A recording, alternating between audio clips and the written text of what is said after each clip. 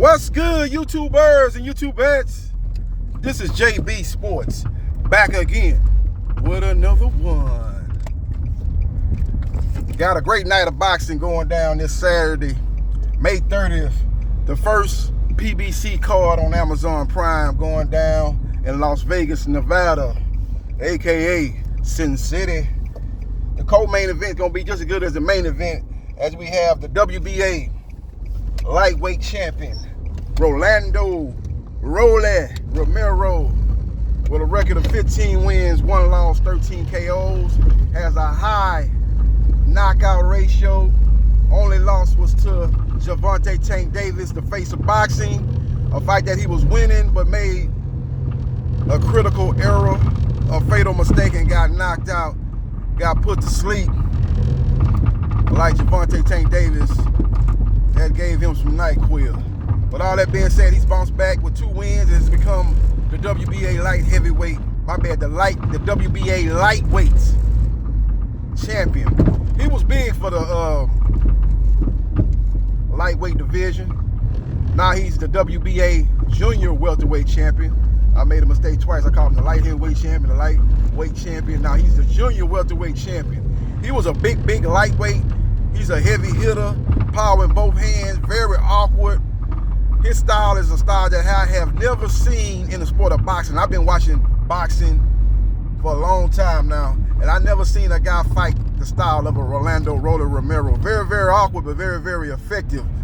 He has now changed trainers. He's left Bullets and went back to his old amateur trainer, so I'm looking for him to be a little bit more of a boxer, a little bit more on his toes, a guy that will be looking to fight off the back foot, control range.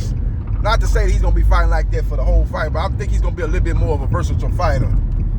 A little bit what we've seen in his amateur days. So we will see what happens, and we will see what his transpires, man. He was a very front foot heavy fighter, and he was a guy that had what you call one of those stabbing jabs. You know, not one of those snapping jabs, but one of those stabbing jabs, man. He's very unique fighter, man. He's a guy that's a very strong fighter, very strong-minded, got a lot of will. His probably best performance was the Anthony Jet fight. That fight was on the undercard of Jamel Charlo versus Brian Castano, which was a unification fight in the junior middleweight division. That fight took place in San Antonio, Texas, and that was probably his best performance. That was the fight right before the Gervonta Tank Davis fight. And he went into that fight fighting for Davis's WBA title in the lightweight division. He was the WBA interim champion, and he was doing well before he got knocked out. With all that being said, he's going to take on Isaac Pitbull Cruz, the Mexican Mike Tyson, a guy that's known for having one of the best left hooks in boxing, a guy that's a very short guy, a guy that has a very strong chin, a guy that's got the old peekaboo style of fighting that we seen when Joe Frazier fought, that we seen when Mike Tyson fought. He's got that same style. It's going to be a very interesting fight. It's going to be a fan-friendly fight. This is a true 50-50 matchup, and I'm much looking forward to when these two junior welterweight fighters square off. So we will see what happens, and we will see what transpires. I think the fight is Romero's to lose. If he fights a disciplined fight, he will win this fight. Stays behind the jab, controls the shorter fighter, make him come to him and tame him with the right hand and make him pay a dear price for getting close. If he's able to do that, I like Romero to win this fight. Now, if he gets caught in a firefight with Pitbull, then it could go either way. It's a 50-50 fight. Comes down to who lands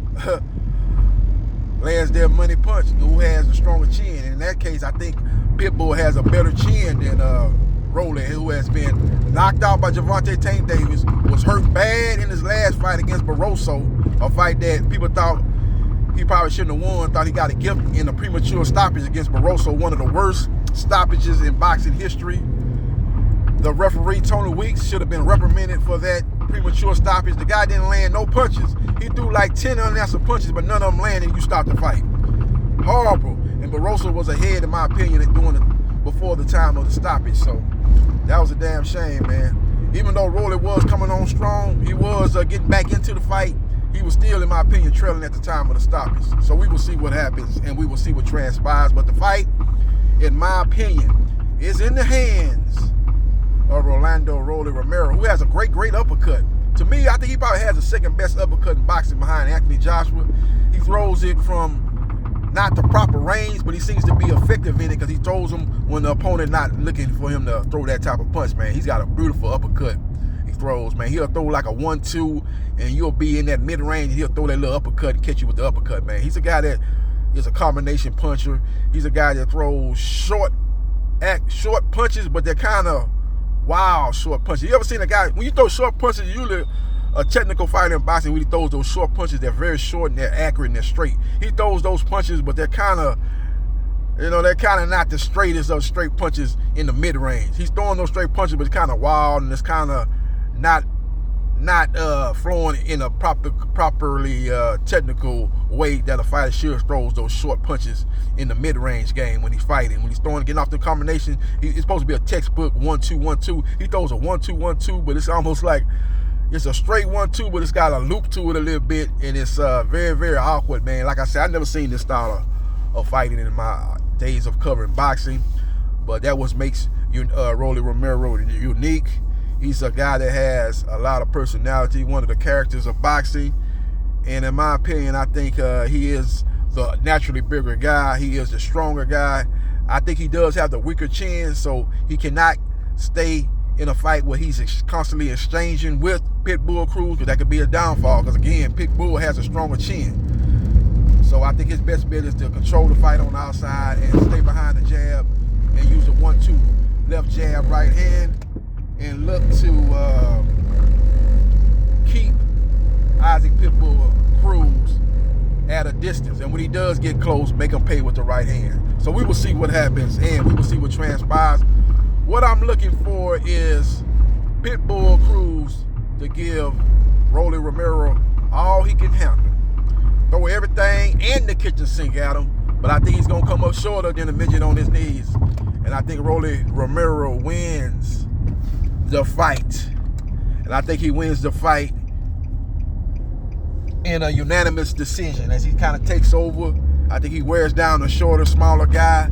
I think his punch output, his aggressiveness, his physicality will bother Pitbull Cruz, who's coming up from 135 pounds. I think he controls the fight with the jab, lands the right hand to tame him. I think he wins a decision. I have never seen Pitbull Cruz ever hurt before. But again, he's fighting a guy that's a real strong 140-pounder that, when it's all said and done, could fight as high, in my opinion, as 154 pounds. He's a big junior welterweight. He was a big lightweight. I don't know how the hell he was able to make 135, but he was able to do that.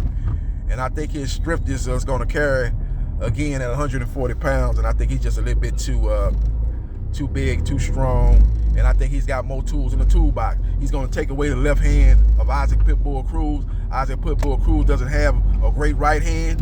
Now, that should be what he's working on in training camp. He's able to develop a right hand and able to catch Rolly with the right hand, because Rolly them going to take away the left hand. He's going to take away the left hook.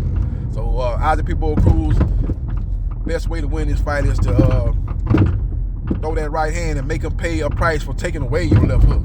If he's able to do that, then he could have success in this fight. But I think he's a guy that's going to go back to what he's always doing. That is peekaboo style, looking to land the left hook, looking to land hooks, throw wild punches. And in between those wild hooks, I think there's some dividends that can pay off for Rolly Romero with those combination punches, those straight combination punches. And those punches tend to get there before those wide looping punches that Isaac Pitbull Cruz will be throwing in this fight. So we will see what happens, and we will see what transpires. Let me know your thoughts on who you like in this particular matchup. If you like the knockout, let me know in the comments section what round do you think the fight ends in. Follow me on Facebook, Gerard Briscoe. Like, share, and subscribe to JB Sports. The man, the myth, the legend, and I holla.